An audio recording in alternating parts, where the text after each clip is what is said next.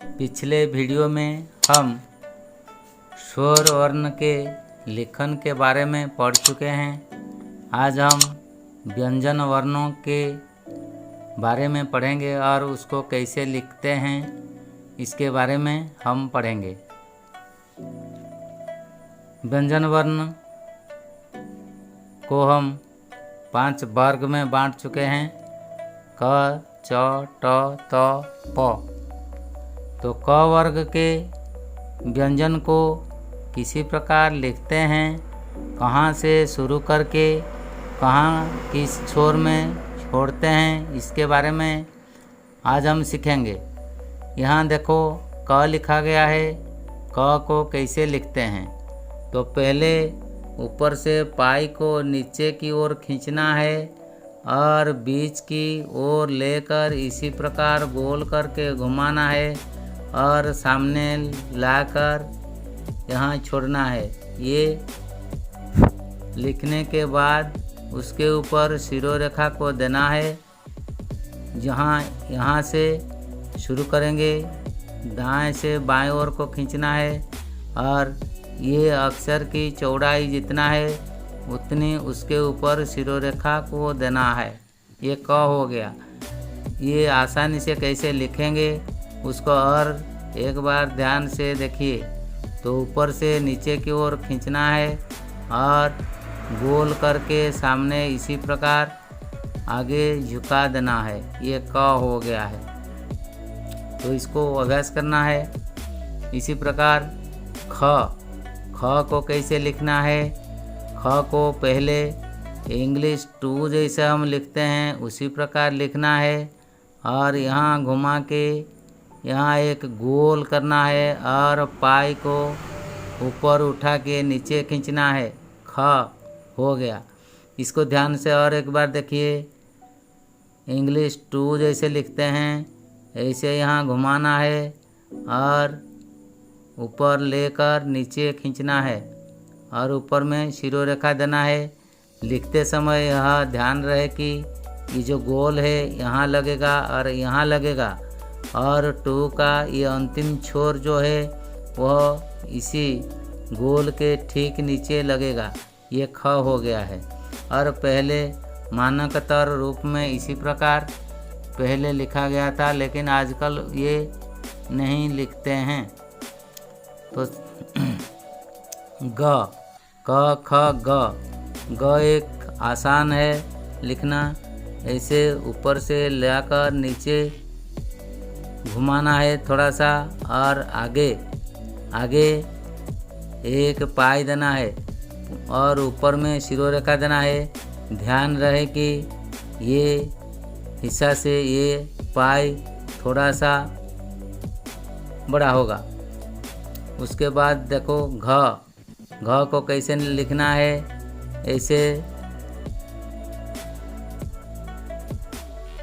ऐसे ठीक उल्टा 3 की तरह लिखना है और ऊपर आगे पाई देकर ऊपर में शिरोरेखा देना है और दोनों हिस्सा को बराबर रखना है।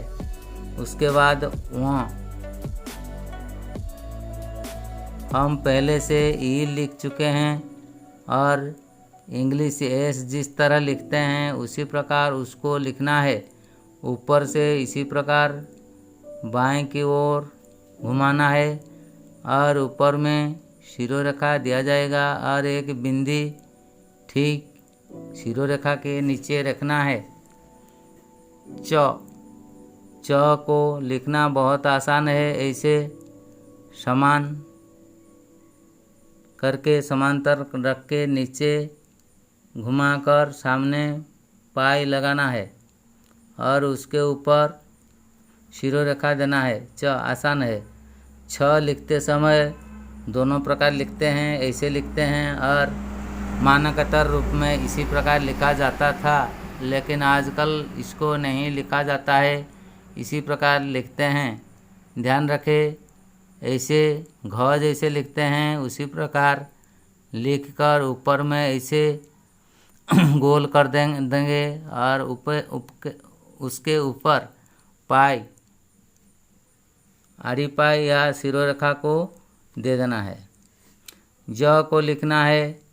ज को लिखते समय हम क्या करना है, इसे दाएं ओर से उसको लिया जाता है और नीचे घुमाकर बाएं की तरफ उठाते हैं और उसके सामने पाई देंगे और ऊपर में शिरोरेखा दिया जाता है ज।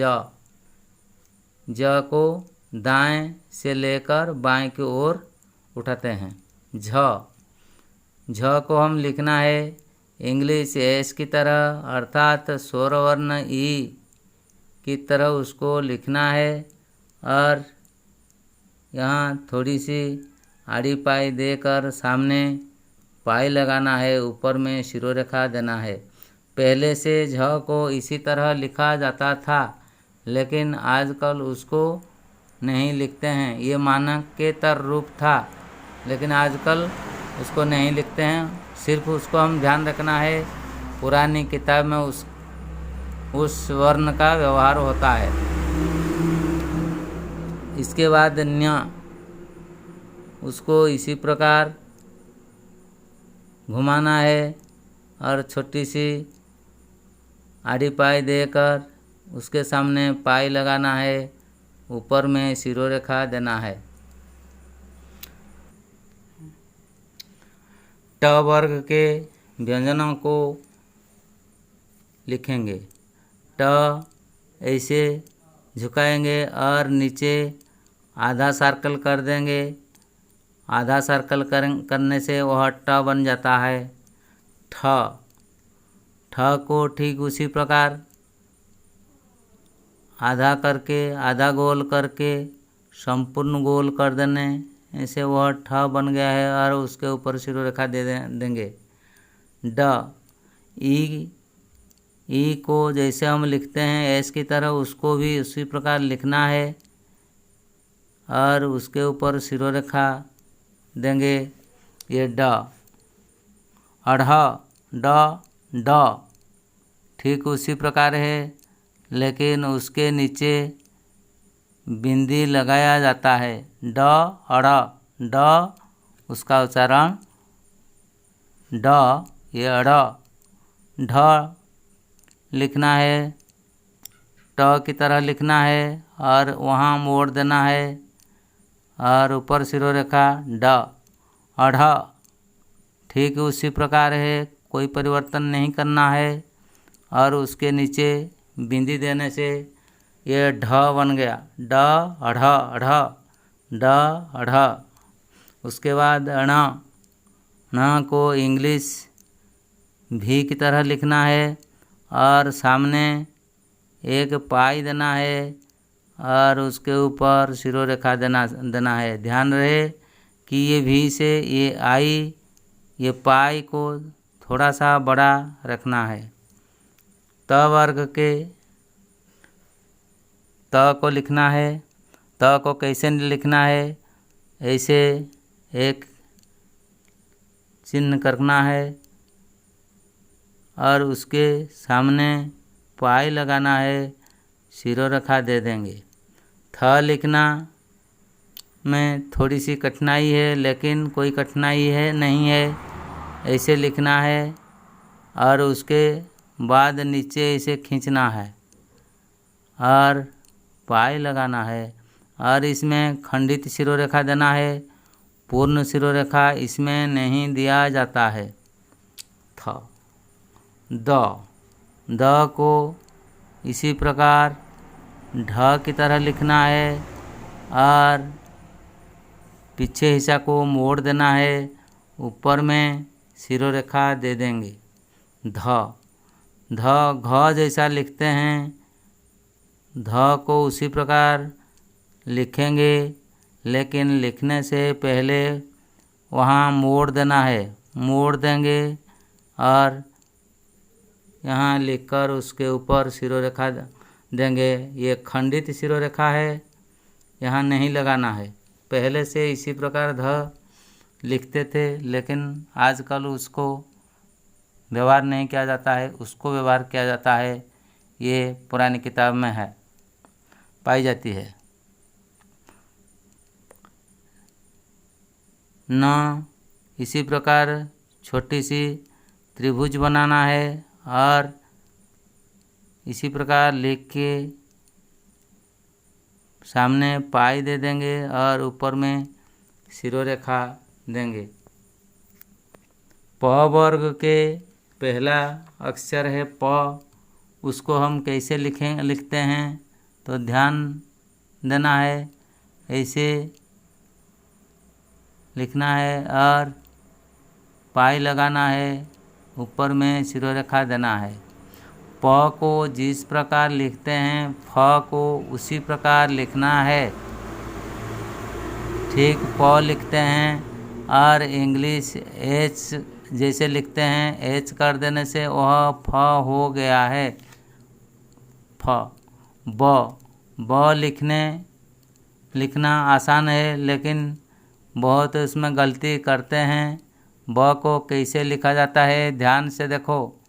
पहले इसी प्रकार इंग्लिश सी की तरह एक गोल करना है, ऊपर से लेकर नीचे की ओर घुमाना है और ऊपर लेके नीचे पाई को खींचना है और ऊपर में शिरोरेखा देंगे और उसके बीच में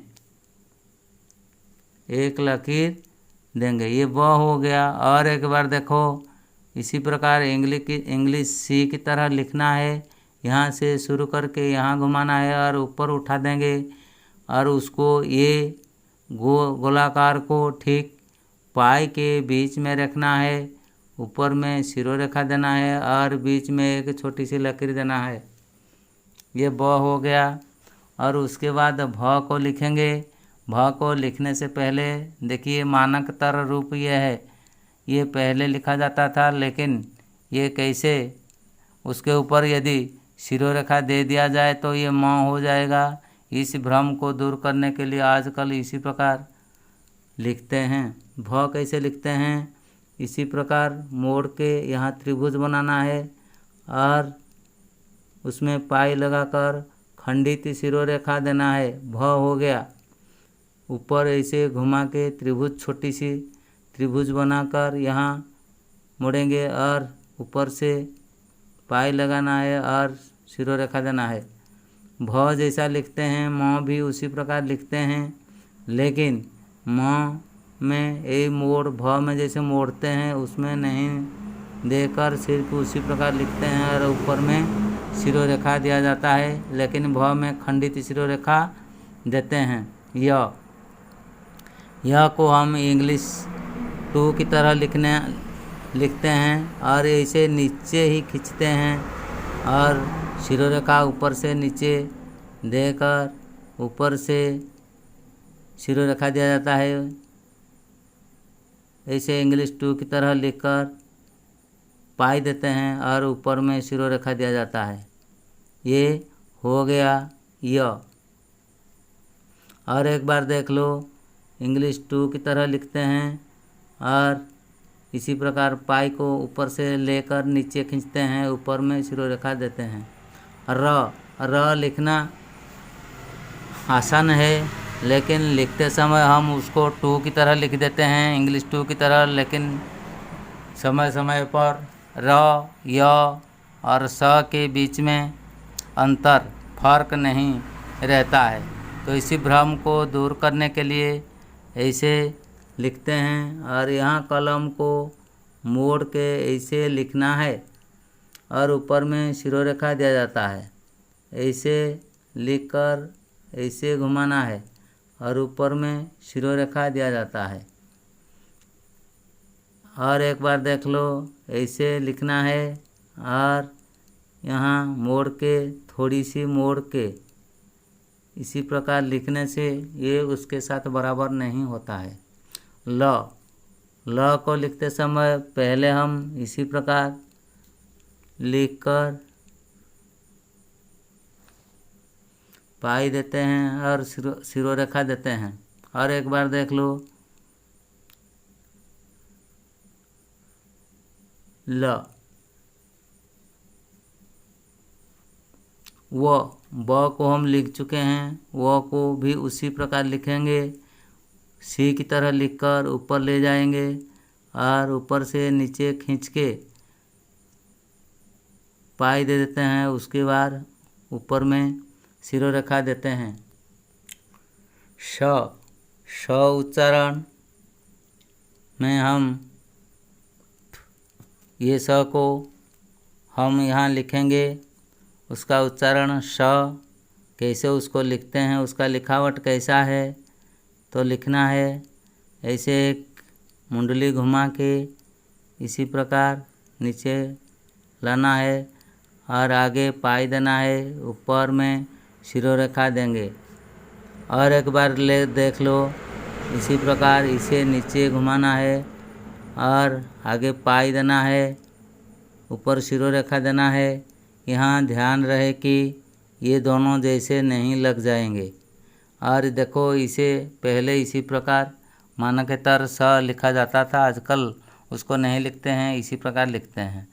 श प हम लिखते हैं, प जैसे लिखते हैं, श को उसी प्रकार लिखते हैं। ये श इसी प्रकार लिखना है, बीच में एक लकीर देना है, ऊपर में शिरोरेखा देना है।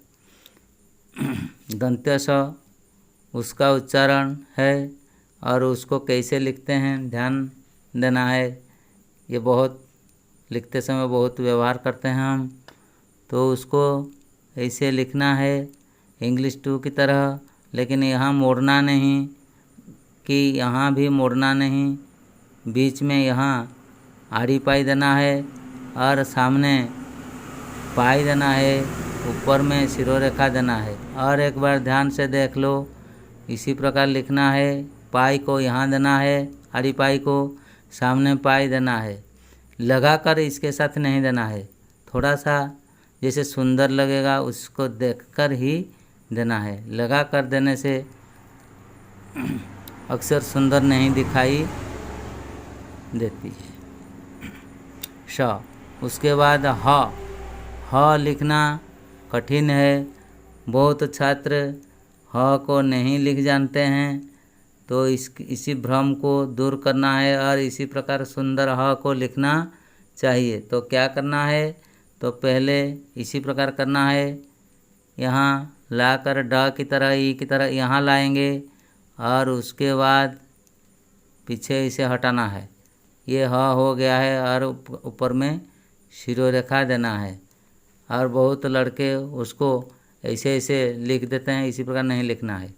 क्ष संयुक्त व्यंजन क्ष को हम इसी प्रकार लिखना है और ऊपर में शिरोरेखा देना है, खंडित शिरोरेखा भी दिया जाता है। इसी प्रकार लिखकर यहाँ पाई दिया जाएगा और ये खंडित शिरोरेखा दिया जाता है। तो और भी जल्दी लिखते समय इसी प्रकार भी हम लिख सकते हैं, ऐसे लिख सकते हैं, दोनों प्रकार के हम लिख सकते हैं, लेकिन ये सही है। पहले इसी प्रकार लिखते हैं, त्र ऐसे हैं त्र, लेकिन आजकल सही त्र को हम त लिखकर यहाँ देते हैं, र की मात्रा देते हैं। त्र ज्ञ लिखते समय ज जिस प्रकार लिखते हैं इसी प्रकार ज्ञ को लिखते हैं, ज इसे लिखते हैं और थोड़ा सा मोड़ देने से ज्ञ हो गया। ध्यान रखो। और कैसे लिखते हैं, ऐसे ज जैसे लिखते हैं और ऐसे मोड़ देना है और पाई देना है, ऊपर शिरोरेखा देना है। श्र एक स्वतंत्र वर्ण है, उसको लिखने के लिए ये आसान है, इसलिए इसी को पहले इसी प्रकार मोड़ना है और पाई देना है और ये र की मात्रा दिया जाता है और ऊपर में खंडित शिरोरेखा है। ये एक स्वतंत्र लिखन है, संयुक्त व्यंजन है। और अनुस्वार तो सभी शिरोरेखा के ऊपर में हो लगता है। विसर्ग अक्षर के सामने लगता है। इसी प्रकार हम आज लिखावट को सुंदर कैसे लिख सकेंगे उसको ध्यान देकर देखना है और वीडियो को देखना है। बार बार देखने से, अभ्यास करने से हम लिखना कहाँ से शुरू करके कहाँ ख़त्म करते हैं, इस पर ध्यान रखकर अभ्यास करने से हम भी सुंदर लिखावट लिख सकेंगे। धन्यवाद।